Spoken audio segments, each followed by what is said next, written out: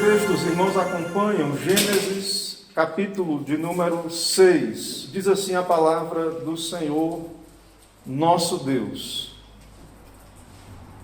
E aconteceu que, como os homens começaram a multiplicar-se sobre a face da terra, e lhes nasceram filhas, viram os filhos de Deus que as filhas dos homens eram formosas, e tomaram para si mulheres de todas as que escolheram.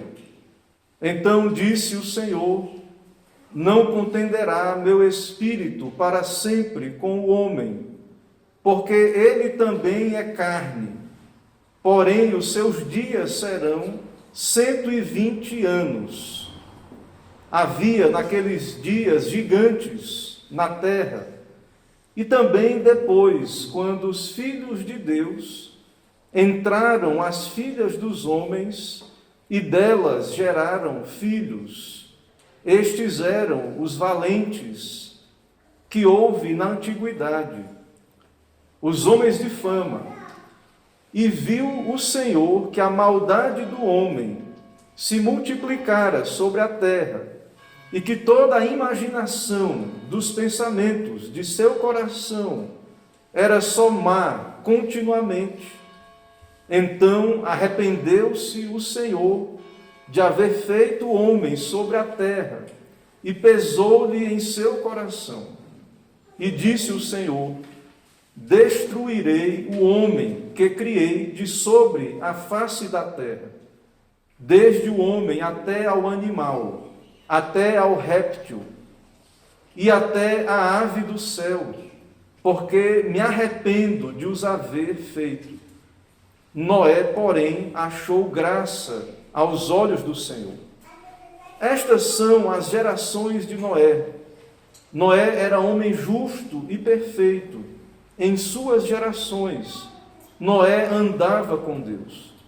E gerou Noé 3 filhos, Sem, Cã e Jafé. A terra, porém, estava corrompida diante da face de Deus, e encheu-se a terra de violência. E viu Deus a terra, e eis que estava corrompida, porque toda a carne havia corrompido o seu caminho sobre a terra. Então disse Deus a Noé: o fim de toda a carne é vindo perante a minha face, porque a terra está cheia de violência, e eis que os desfarei com a terra. Faze para ti uma arca de madeira de gófer. Farás compartimentos na arca, e a betumarás por dentro e por fora com betume. E desta maneira a farás: de 300 côvados o comprimento da arca, e de 50 côvados a sua largura, e de 30 côvados a sua altura.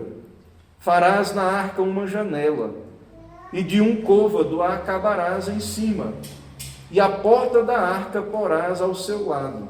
Far-lhe-ás andares, baixo, segundo e terceiro. Porque eis que eu trago um dilúvio de águas sobre a terra, para desfazer toda a carne em que há espírito de vida debaixo dos céus. Tudo o que há na terra expirará. Mas contigo estabelecerei a minha aliança, e entrarás na arca, tu e os teus filhos, tua mulher, e as mulheres de teus filhos contigo. E de tudo o que vive, de toda a carne, 2 de cada espécie, farás entrar na arca, para os conservar vivos contigo. Macho e fêmea serão. Das aves conforme a sua espécie, e dos animais conforme a sua espécie, de todo réptil da terra conforme a sua espécie, 2 de cada espécie virão a ti, para os conservar em vida. E leva contigo de toda a comida que se come, e ajunta para ti, e te será para mantimento, a ti e a eles. Assim fez Noé, conforme tudo o que Deus lhe mandou, assim o fez. Vamos orar, irmãos. Senhor nosso Deus, nós te bendizemos pela tua palavra, pedimos assistência do teu Espírito, a iluminação, aplicação, ó Deus, deste texto aos nossos corações, aos nossos dias, e também especialmente dá-nos olhar para Cristo por meio dessa passagem. Que toda glória seja ao Senhor. É o que pedimos em nome de Jesus Cristo. Amém. Amém. Meus irmãos, nós então estamos expondo o livro de Gênesis e chegamos aí ao capítulo de número 6 e observamos a criação, a queda, a promessa da redenção, a redenção já se cumprindo, e observamos então o primeiro homicídio, Caim matando seu irmão Abel, e observamos uma genealogia, onde falei para os irmãos que havia ali uma descendência ou linhagem da mulher e uma descendência da serpente. O crescimento da iniquidade, então, ele se dá na sequência, e esse capítulo, o capítulo 6 de Gênesis, então, ele nos mostra o crescimento da iniquidade, que precipitou o dilúvio universal. Então, logo após a queda, o pecado já se manifesta, a iniquidade cresce, e isso então vai chegar ao ponto de Deus destruir toda a humanidade, enviar um juízo universal, que conhecemos como o grande dilúvio de Gênesis. E isto aqui, irmãos, é o efeito da multiplicação dos descendentes da serpente, que no caso observamos e podemos fazer a ligação direta com Caim, ou seja, a descendência de Caim, mas todos os não eleitos, os incrédulos, os réprobos. E observamos no capítulo anterior aquela linhagem santa daqueles que invocavam o nome do Senhor, como o caso de Enoque, o pai de Noé, e toda aquela linhagem, na verdade, que descende de Sete, e que podemos dizer no nosso texto, são estes aí que Moisés diz que são os filhos de Deus. Viram os filhos de Deus que as filhas dos homens eram formosas, aí no versículo 2. Então, esses filhos de Deus são os crentes, a linhagem santa, os descendentes da mulher, a linhagem de Sete, podemos dizer assim, estes eleitos de Deus. E no nosso texto, observamos então que essa linhagem santa, essa descendência da mulher, contraiu casamentos mistos com os descendentes da serpente, com as filhas de Caim. Esses casamentos mistos contaminaram as duas linhagens. Então, isso trouxe um crescimento da iniquidade. Esse casamento misto. Então, o texto nos diz que os homens começaram a multiplicar-se, os filhos de Deus viram que as filhas dos homens eram formosas, e mais na frente o texto vai falar de Nefilim, de gigantes. E o nosso texto, então, nos mostra que haviam esses homens de renome. Tudo indica que esses gigantes eram homens nobres, tiranos daquela época, porque não eram da linhagem santa, eram homens cheios de lascívia e de pecado, mas eram homens grandes na terra, temíveis, aqueles que viviam ao seu redor.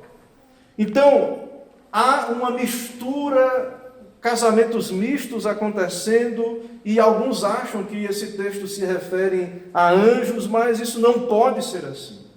O próprio Senhor Jesus Cristo nos ensina que os anjos não casam e nem se dão em casamento. Outra coisa, irmãos, no nosso texto vemos um juízo sobre essa terra. Como Deus enviaria um juízo apenas sobre a terra se o que está aqui, digamos assim, é uma rebelião angelical? Então não. Há um tratamento de Deus com a humanidade. Há um juízo de Deus sobre a humanidade caída. Então, a leitura desse texto, quando lemos aí no verso 2, que os filhos de Deus No caso, o texto diz: os filhos de Deus, os filhos de Elohim, os filhos de Deus se envolveram em casamentos mistos, pervertendo a semente santa. Então, as escolhas carnais, digamos assim, não que não seja possível a beleza, um homem olhar para uma mulher e apreciar a sua beleza, mas não deve ser apenas isso. E o casamento é uma união íntima, e onde há vários aspectos envolvidos, e não apenas deve-se observar a questão meramente externa. E então a grande questão são esses casamentos mistos. E a palavra de Deus trata dessa questão do casamento misto em várias partes da palavra de Deus.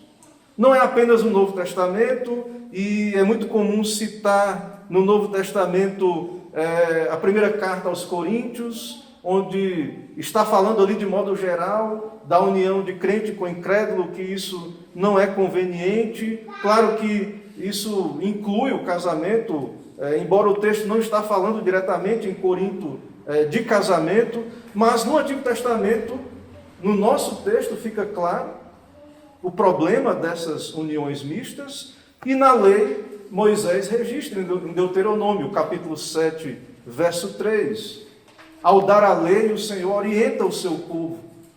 Deuteronômio 7,3, a palavra do nosso Deus diz: nem contrairás matrimônio com os filhos dessas nações, não darás tuas filhas a seus filhos, nem tomarás suas filhas para teus filhos.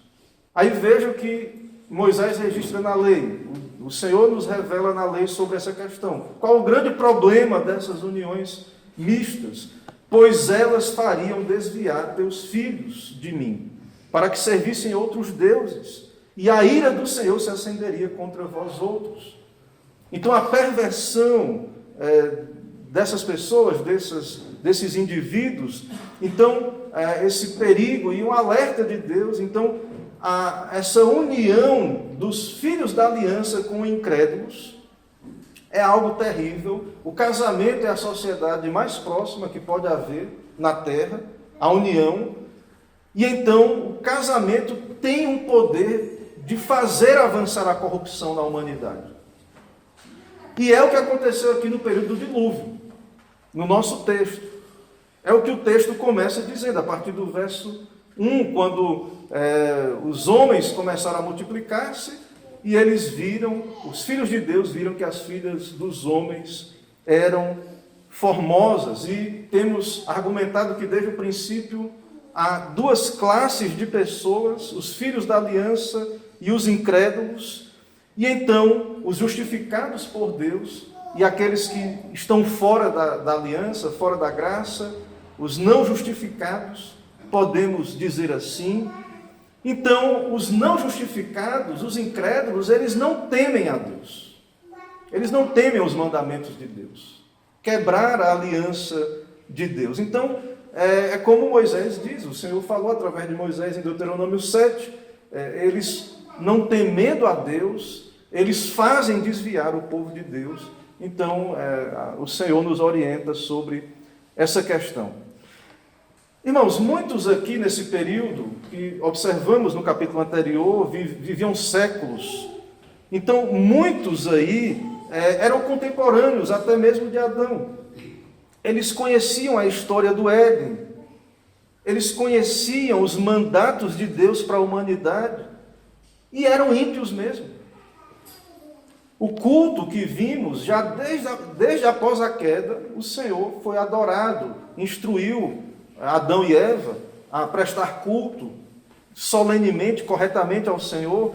Então, essa geração antes do dilúvio, essa geração que se perverteu, eles tinham conhecimento de Deus, tanto conhecimento geral, mas também informações sobre os acontecimentos do Éden e da lei de Deus, do pacto de Deus, e eram rebeldes, desobedientes.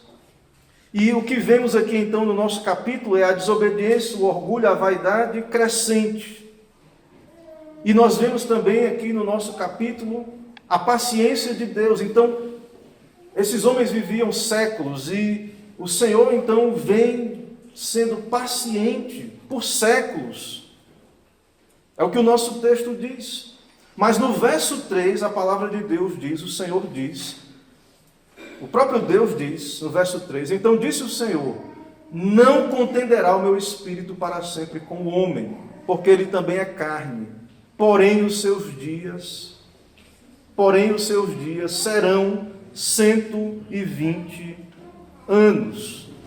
Então o Senhor decide que não continuará tratando com estes homens, estendendo a vida daquela geração que perverteram, eles conheciam, eles tinham informação, eles tinham conhecimento da lei de Deus. Então Deus soberanamente, o Senhor decide então que virá um juízo universal, que é o que começa a ser anunciado no nosso capítulo e que continuará sendo descrito no livro de Gênesis. Então o Senhor determina que aquela geração não viveria mais do que 120 anos, ou seja, o Senhor suportou, a paciência de Deus suportou longos anos, longos séculos, mas então o juízo está próximo daquela geração antediluviana, de antes do dilúvio.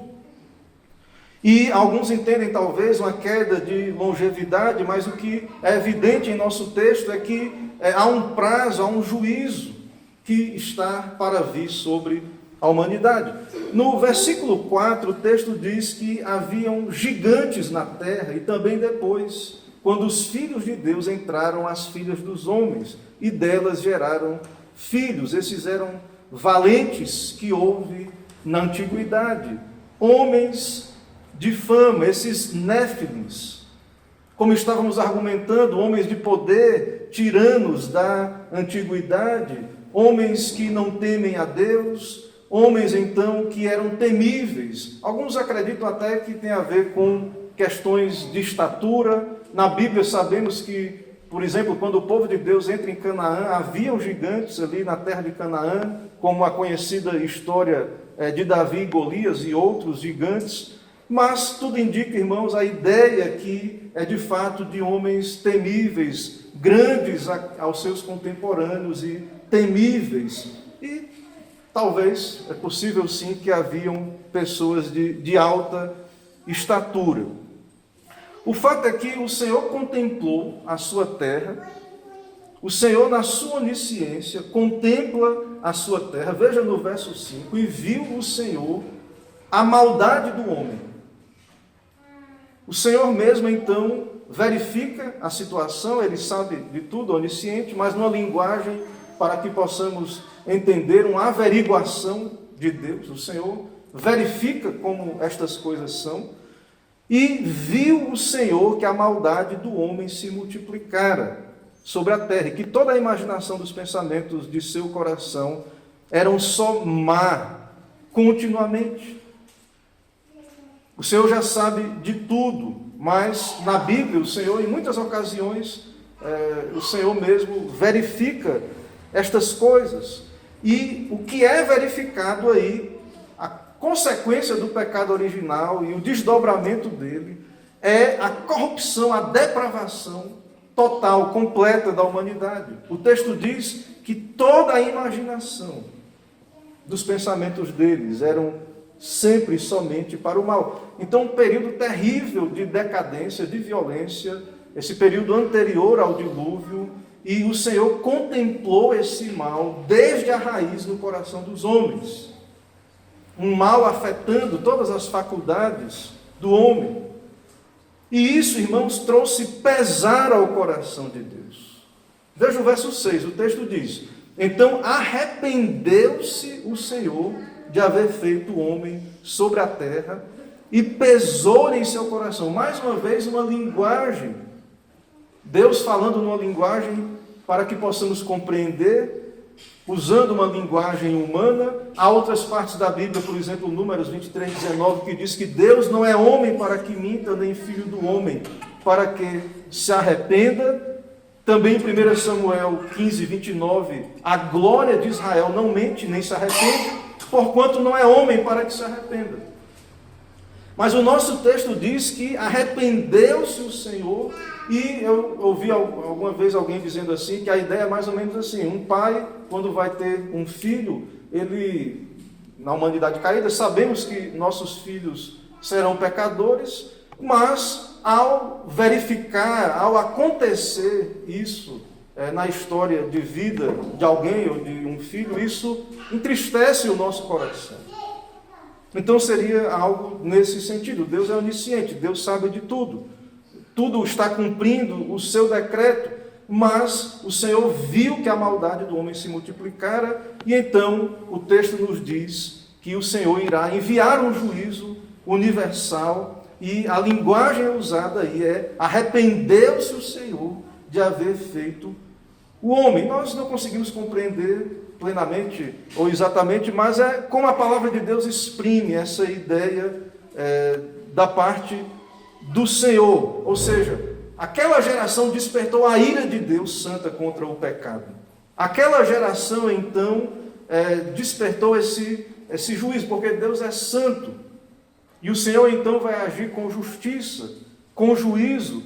Então, o Senhor anuncia o juízo, versículo 7. E disse o Senhor: destruirei o homem que criei sobre a face da terra. Destruirei o homem. Na verdade, não apenas o homem. O Senhor diz: o homem com a terra, desde o homem até o animal, até o réptil, e até a ave dos céus, porque me arrependo de os haver feito. Então, aquela geração, consequência da queda, da depravação, isso então traz o juízo de Deus sobre aquela humanidade. O Senhor anuncia o seu juízo, e há um tema importante aqui nas Escrituras, irmãos. Em meio ao juízo, o Senhor manifesta a sua graça. Essas coisas nas Escrituras vamos perceber, e na cruz isso é muito evidente, na cruz de Cristo, onde o Senhor então envia a punição do pecado, o juízo, mais salvação. Então vemos a depravação, o que o pecado causou, mas nesse mesmo capítulo que vemos a consequência da queda, nós observamos aqui também a graça, o favor de Deus. Um homem foi alvo da graça de Deus, um eleito, um descendente, um dos descendentes da mulher, no versículo de número 8. Noé, porém, achou graça aos olhos do Senhor. E aí vai dizer das gerações de Noé, no verso 9, e diz que ele era um homem justo e perfeito em suas gerações. Noé andava com Deus e gerou Noé 3 filhos, Sem, Cã e Jafé. Então Noé é descrito como um justo, alguém que alcançou o favor da parte de Deus, um eleito de Deus, um salvo, um crente, um destes descendentes da mulher, um destes que andou com Deus, um homem piedoso, um homem temente a Deus, diferente daquela geração perversa e ímpia. Ele andou diante de Deus com fé e com obediência, uma fé viva que tem obras. Ele creu e ele obedeceu, aparelhando a arca, como veremos mais na frente. Então, um homem crente, um homem de Deus, um homem decidido a obedecer e a seguir ao Senhor. Então, o nosso Deus, ele entra em aliança com Noé. O Senhor vai declarar a Noé o que ele vai fazer. Mais uma vez, ele vai dizer, no verso 13, dará fim a toda carne. No verso 14, o Senhor orienta Noé a fazer a arca. Como sabemos, a arca que será um instrumento ali para o livramento de Noé e de sua família. Há explicações sobre essa arca. O Senhor repete no verso 17 sobre o tipo de juízo que seria um dilúvio e que toda a carne iria expirar. Mas veja que no verso 18 há a aliança, a graça, o favor de Deus. O Senhor diz: mas contigo estabelecerei a minha aliança, e entrarás na arca, tu e teus filhos. Veja, aliança com Noé e os beneficiários do pacto, os filhos, a família. Então Deus faz aliança com Noé, e entrará tu e teus filhos, tua mulher e as mulheres de teus filhos contigo. Noé era o crente, o escrito. O Senhor entra em aliança com ele, e a família, então, os beneficiários do pacto, então, também entrarão na arca. Deus fez um concerto, um pacto. Nesse pacto, o Senhor anuncia juízo e salvação. E o Senhor, como lemos no verso 13, ele diz a Noé o que ele vai fazer e o que Noé também deveria fazer. E tudo isso aqui, irmãos, está aqui para o nosso aprendizado. Há um certo padrão nas Escrituras e nós precisamos estar atentos. Aqui é um juízo universal, há essa ideia do pacto que já acabei de citar, e no Novo Testamento, e nós vivemos numa época também de perversidade, como é toda a história da humanidade, também após o dilúvio, e há momentos de grande crescimento da iniquidade. E no Novo Testamento, em Lucas 17, 26 a 30, falando da volta de Cristo, há uma referência aos dias de Noé, uma citação aos dias de Noé.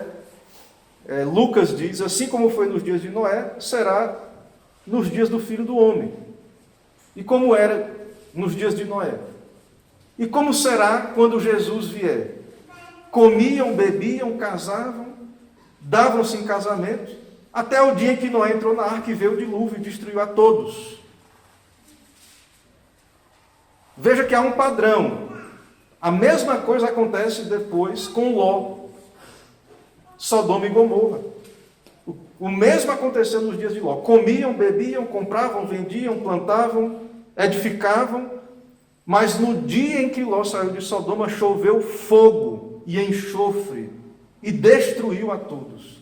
Assim será no dia em que o Filho do Homem se manifestar. Então, o que está acontecendo nesse período da linhagem anterior, a genealogia que observamos, esse período todo antes do dilúvio, o que está acontecendo, irmãos, é a paciência de Deus. E os homens, no seu mundanismo, no seu secularismo, os homens incrédulos não temem a Deus, quebrando os seus mandamentos e vivendo despreocupadamente. Comiam, bebiam, casavam, davam-se em casamento. Veio a palavra de Deus, Noé ali como pregoeiro da justiça, mas os homens despreocupados ali ignoraram os alertas de Deus. Do momento desse anúncio até Noé construir aquela grande arca, houve um grande intervalo de tempo. Essa arca que preservou Noé e sua família. Então, em meio ao juízo, Deus revela salvação. Julgamento e salvação estão caminhando aqui juntos em nosso texto. Ou seja, o Senhor decide recomeçar a humanidade. E o Senhor faz um pacto com Noé, ele escolhe um novo homem. Não é o segundo Adão, mas é um tipo de Cristo. Noé aqui, o Senhor está recomeçando a humanidade usando um homem. E isso aponta para o segundo Adão que viria. Imagine, irmãos, perceba. Se através de Noé o Senhor reinaugurou a história, um novo começo, como alguns dizem hoje em dia aí, né? um reset, né? Usando a língua inglesa, um novo começo. Se o Senhor usou Noé para reinaugurar a história, muito mais já está acontecendo agora com Cristo, com o nosso Senhor Jesus Cristo. Então, o Senhor está recriando o seu povo, através de Jesus, seu Filho. É como o apóstolo Paulo diz assim, se alguém está em Cristo, é nova criatura, as coisas antigas já passaram, e eis que se fizeram novas. Então Deus vai destruir a humanidade, Ele escolhe um representante, e Deus lida com a humanidade em juízo e salvação. E veja a figura do pacto, perceba a figura do mediador. E na cruz de Cristo você também pode olhar para a cruz e ver juízo de Deus, sua ira contra o pecado, mas também salvação por meio de Cristo, da sua justiça, em nosso lugar. Então, veja esse padrão, o Senhor está cumprindo as suas promessas de juízo e salvação sobre a humanidade e nós não podemos andar desatentos, que é o que aconteceu com aqueles da época do dilúvio. E o apóstolo Pedro cita aquele período do Antigo Testamento, do dilúvio, em 2 Pedro 2,5 e 2 Pedro 2 também no verso 9 a 13, e veja que Pedro diz: e não poupou o mundo antigo, mas preservou a Noé, pregador da justiça, e mais 7 pessoas, quando fez vir o dilúvio, sobre um mundo de ímpios. E em 2 Pedro 2, 9 a 13, veja que o apóstolo Pedro, na sua carta, ele nos mostra como Deus, o propósito de Deus em permitir todo aquele tempo em que o homem viveu ignorando Deus e não houve um juízo imediato, mas um juízo que veio a seguir. Veja o propósito, irmãos, e isso se aplica a nós hoje. Pedro, ele cita em 2 Pedro 2, 9 e 13, citamos aqui. Por que tudo isso, tanta maldade e o Senhor permitindo? É porque o Senhor sabe livrar da provação os piedosos e reservar sob castigo os injustos para o dia do juízo, especialmente aqueles que, seguindo a carne, andam em imundas paixões, menosprezam qualquer governo, atrevidos, arrogantes, não temem difamar autoridades superiores, ao passo que anjos, embora maiores em força e poder, não proferem contra elas juízo infamante na presença do Senhor. Então o Senhor está sendo paciente, o Senhor está em meio ao juízo, resgatando o seu povo. E nós vivemos também um tempo em que o Evangelho está sendo pregado, a salvação está sendo pregada, há juízo e salvação, Cristo irá voltar e nós precisamos estar atentos, e os homens olham esse intervalo de tempo com escárnio. Onde está a promessa da sua vinda? Várias gerações vieram e Cristo não veio, e houve tanto tempo passou e Cristo não veio, e ignoram o relato do dilúvio. Porque vivemos num tempo secular, as pessoas não acreditam em Gênesis, e como vimos, a criação, o Éden, e também não creem nesse relato, nesse dilúvio universal. E então Pedro, em 2 Pedro 3, ele nos diz que o Senhor, um dia para o Senhor é como 1000 anos, e 1000 anos como um dia. Não retarda o Senhor a sua promessa, mas Ele é longânimo, é paciente. O Senhor, então, está sendo paciente. Mas Pedro diz: virá como um ladrão o dia do Senhor. E aí ele cita o juízo que não mais será por água, na volta de Cristo, mas ele diz então que os elementos serão abrasados, passarão como que pelo fogo, e nós então vivemos nesse contexto.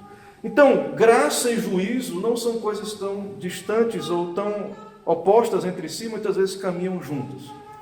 Mas, irmãos, eu quero então trazer aplicações ainda para nós, aplicações finais. Diante desse capítulo, da exposição desse capítulo, quero trazer para nós essas aplicações seguintes. Percebe, irmãos, que a paciência do Senhor, ela tem limite e é mal interpretada como licença para pecar.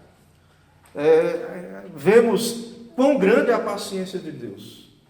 Mas, de fato, Deus ele tem a medida de iniquidade, podemos dizer assim. O mal, então, chegou a níveis intoleráveis, o Senhor deu tempo para arrependimento, e isso foi desperdiçado, mal aproveitado, e o juízo veio. E a mesma coisa também acontece em nossos dias. Então, o Senhor é paciente, não sabemos até quando, aguardamos a volta de Cristo, mas esse juízo certamente virá. Enquanto isso, o Senhor está salvando os seus eleitos, o seu povo. Também observamos nessa questão do casamento misto que vimos em nosso capítulo, como a bondade e a justiça, muitas vezes, não são tão contagiosas como a impureza e a maldade. Então a maldade, ela se alastra, a corrupção. É por isso que o casamento misto, há um alerta aqui contra o casamento misto. o crente casar com o incrédulo, porque o mal é contagioso, ele se alastra, é como uma corrupção que se alastra cada vez mais. Também observamos aqui o pacto, essa família da aliança, Noé, a sua família que entrou na arca, e vemos que apenas Noé, sua esposa, seus filhos e suas noras entraram na arca, uma pequena congregação, uma pequena igreja. E veja que estávamos argumentando que há sempre uma linhagem da mulher e uma da serpente, mas veja que em muitos momentos, quão pequeno parece a igreja, quão poucos crentes parece haver na terra, e nós não devemos desanimar, irmãos. Não devemos desanimar. Hebreus, falando de Noé, diz que, Hebreus 11:7, que ele, divinamente instruído acerca de acontecimentos que ainda não se viam, sendo temente a Deus, aparelhou uma arca. Nós estamos recebendo a palavra de Deus. A palavra de Deus está dizendo a nós coisas que nós não sabemos, que virão, de juízo, de fogo. Vai ser um novo céu e a nova terra, e essa terra passará então por esse processo. Nós não sabemos exatamente, embora a Bíblia diz de alguns sinais, de como isso se dará. Então Noé creu e obedeceu, aparelhou a arca para a salvação de sua casa, pela qual condenou o mundo. Então, perceba isso. Noé foi obediente, viveu para a glória de Deus, obedeceu a Deus. Hebreus diz que ele tinha fé, e observe que o tipo de fé aqui em questão é uma fé operosa, é a fé salvadora, é uma fé que obedece os mandamentos de Deus. Deus orientou, vai ser assim, faça isto, prepare. Noé obedeceu e fez essa obra grandiosa. Meus irmãos, imaginem a grandiosidade daquela arca, que comportou todos aqueles animais.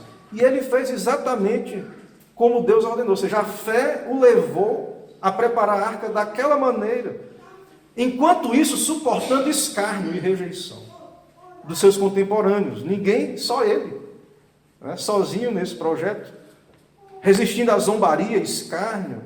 Ele entrou na galeria dos heróis da fé, de Hebreus 11.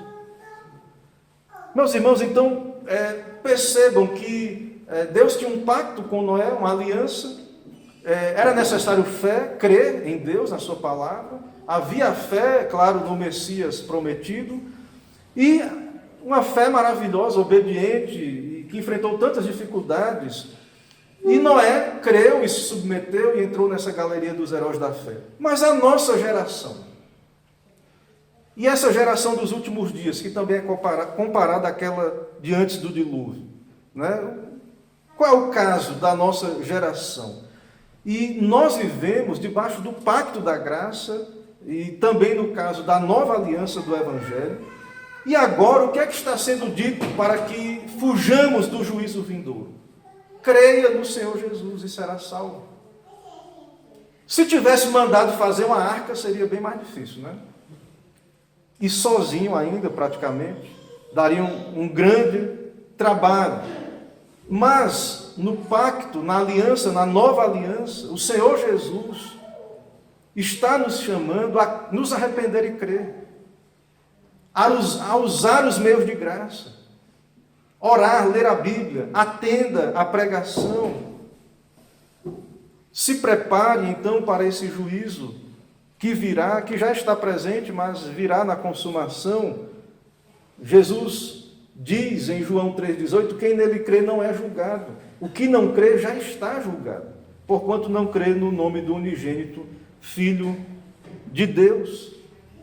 Então, irmãos, nós temos a palavra de Deus, sabemos que vai haver a descendência da serpente, sabemos também que Deus tem os seus eleitos, e o Senhor, então, nos chama a uma fé operosa, a discernir a paciência de Deus em meio ao juízo, e que o Senhor está operando salvação em toda a história, e também não é diferente dos nossos dias. Enquanto isso, claro, como citamos, não nos esquecendo do pacto de Deus, e também tendo cuidado com essa questão das nossas famílias, do casamento misto, os nossos filhos, preservando então a aliança do nosso Deus, o pacto. Que o Senhor nos ajude a ser uma igreja preparada para a vinda do Senhor. Que o Senhor nos ajude, então, a discernir o tempo em que vivemos, observando e aplicando estas coisas, e que a sua misericórdia, então, seja sobre nós. Amém, irmãos. Que o Senhor nos abençoe. Vamos, então, orar. Oremos ao Senhor. Vamos, nesse momento, ficar em pé para essa oração.